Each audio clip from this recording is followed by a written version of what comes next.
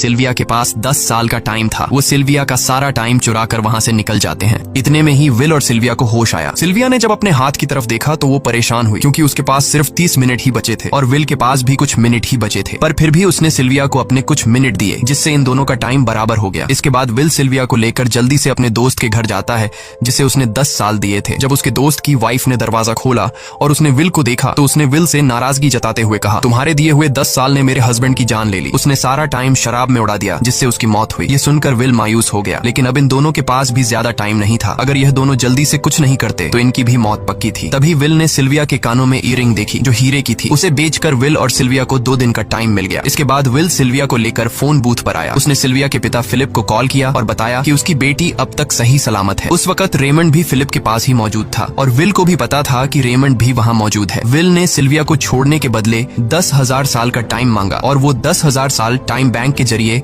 गरीब लोगों में बांटने को कहा और कल सुबह तक का टाइम दिया। हालांकि फिलिप के लिए यह रकम कुछ भी नहीं थी, पर फिलिप किसी भी कीमत पर गरीबों को टाइम नहीं देना चाहता था। इधर विल सिल्विया को अपने घर ले आया, जहां पर दोनों सुबह होने का इंतजार कर रहे थे। इसी दौरान सिल्विया ने विल से पूछा कि उसकी फैमिली कहाँ है। इस पर विल ने बताया कि पिछली रात ही टाइम न होने की वजह से मेरी माँ की डेथ हुई। ये सुनकर सिल्विया को बहुत बुरा लगता है और उसे एहसास होता है कि यहाँ गरीब लोग हर पल मौत के डर में जीते हैं। उन्हें एक दिन का टाइम कमाने में कितनी मेहनत करनी पड़ती है। अगली सुबह बैंक खुलते ही विल और सिल्विया खिड़की से बैंक पर नजर रखने लगे, लेकिन बैंक ने गरीबों में टाइम नहीं बांटा। सिल्विया ये देखकर बहुत मायूस हो गई कि टाइम के आगे उसके पिता के लिए अपनी बेटी की भी कोई कीमत नहीं थी। अब सिल्विया को समझ आ गया कि उसके पिता सिर्फ बिजनेसमैन नहीं है, बल्कि वो इस सिस्टम के हेड हैं। वो गरीब लोगों की मौत से अपनी जिंदगी के साल जमा करते हैं। सिल्विया को यूं मायूस देखकर विल ने उसे वापस घर भेजने का फैसला किया। वो उसे फोन बूथ पे ले आया और अपने पिता को कॉल करके अपने लिए मदद बुलाने को कहा। इस दौरान विल सिल्विया को वेपन भी दे देता है ताकि वो खुद की हिफाजत कर सके। इधर सिल्विया फोन पर अपने पिता से बात कर रही थी कि तभी टाइम कीपर रेमंड चुपके से वहां आ पहुंचा और विल पर गन तान दी। रेमंड विल पर गोली चलाने ही वाला था कि तभी सिल्विया ने रेमंड को देख लिया और घबराहट में रेमंड पर गोली चला दी। ये देख विल घबरा कर रेमंड के पास आया। हालांकि वो गोली रेमंड के हाथ को छूकर निकल गई थी। रेमंड के हाथ से बहुत खून निकल रहा था। विल ने रेमंड की घड़ी देखी। रेमंड के पास सिर्फ 2 घंटे बचे थे। दरअसल टाइम कीपर्स को भी सैलरी के तौर पर हर रोज 1 दिन का ही टाइम मिलता था। विल समझ गया कि जब तक रेमंड के पास उसके टीम वाले पहुंचेंगे तब तक रेमंड का ज्यादा खून बहने की वजह से उसकी मौत हो गई होगी। इसलिए विल रेमंड को 2 घंटे का टाइम देते हुए